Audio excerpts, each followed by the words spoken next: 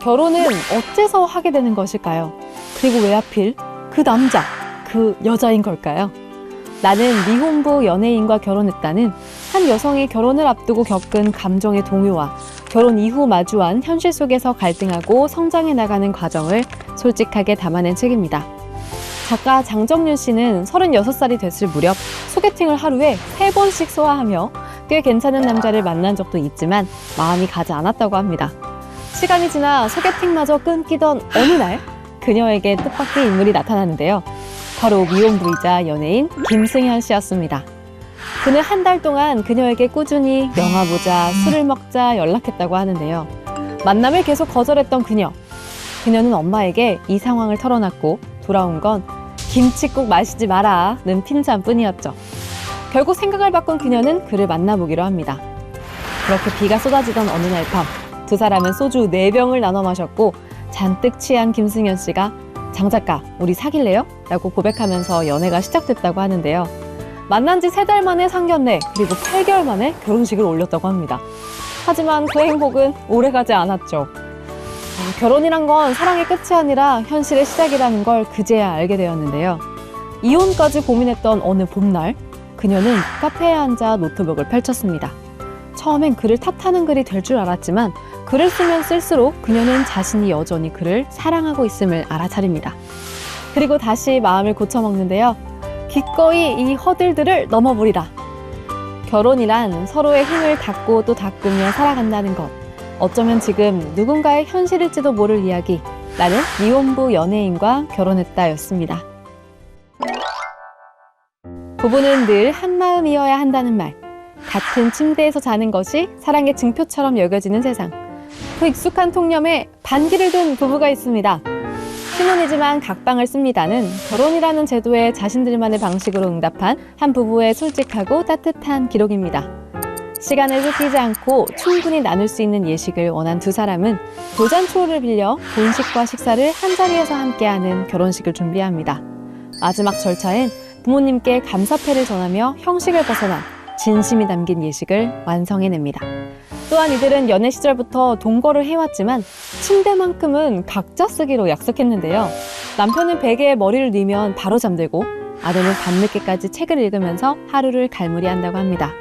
체온도 달랐고 알람 맞추는 시간도 달랐기에 서로의 수면을 방해하지 않기 위해 각자의 방에서 하루를 마무리하는 방식을 택했습니다. 그게 바로 이들에겐 가장 큰 배려였던 거죠. 이처럼 각방을 쓰게 된 이유를 따라가다 보면 사랑이라는 것이 꼭 같은 공간을 함께 써야만 깊어지는 건 아니라는 걸 깨닫게 됩니다. 저자는 결혼하면 다 그렇지라는 고정관념을 가볍게 깨뜨려주는데요. 결혼을 앞둔 이들에겐 선택의 기준을, 결혼 중인 이들에겐 점검의 기회를, 결혼을 망설이는 이들에겐 또 다른 가능성을 건넵니다. 틀에 나를 맞추기보다 서로 잘 지내는 방법을 찾기로 한 사람들의 이야기. 신혼이지만 각방을 씁니다 였습니다. 우리가 아는 자아란 어쩌면 착각일지도 모릅니다. 거울에 비친 익숙한 얼굴을 보며 우리는 자신을 하나의 자아라 믿습니다. 하지만 과연 그것이 진짜 나일까요? 나라는 착각은 뇌실험, 자전적 기억, 그리고 심리학적 서사 구조를 통해 자아란 무엇인가를 깊이 탐구한 책입니다. 저자는 16살 소년 시절 트럭에 치일 뻔했던 순간을 떠올립니다.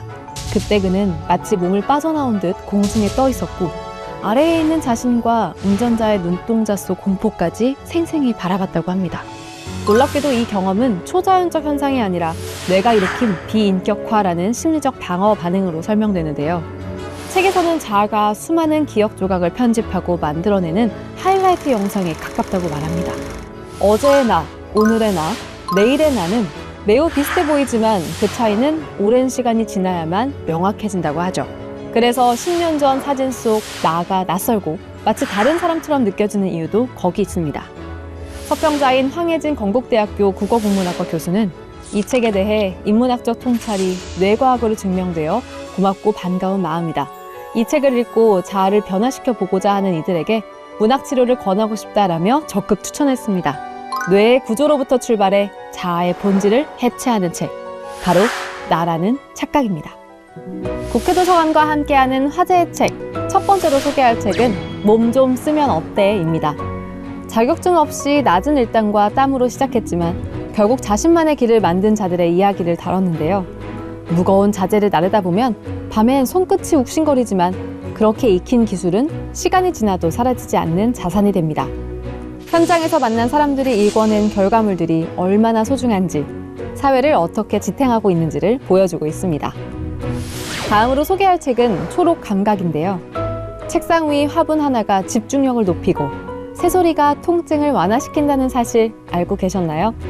이 책은 숲의 향, 나무의 질감, 꽃의 색과 모양까지 감각마다 신체에 미치는 영향을 구체적으로 설명하고 일상에서 자연을 누릴 수 있는 방법까지 안내합니다. 자연을 더 잘 알고 더 잘 느끼고 싶은 이들을 위한 친절한 지침서입니다. 마지막으로 소개할 책은 브랜드 없는 삶입니다. 거울 속 옷차림은 완벽한데 마음은 왜 이리 허전할까요? 명품 가방을 메고서도 스스로가 초라하게 느껴지는 순간 누구나 있었을 겁니다.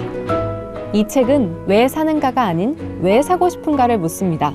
그 질문을 통해 더 갖고 더 보여주는 삶 대신 덜어내고도 흔들리지 않는 존재로 살아가는 법을 알려주는데요.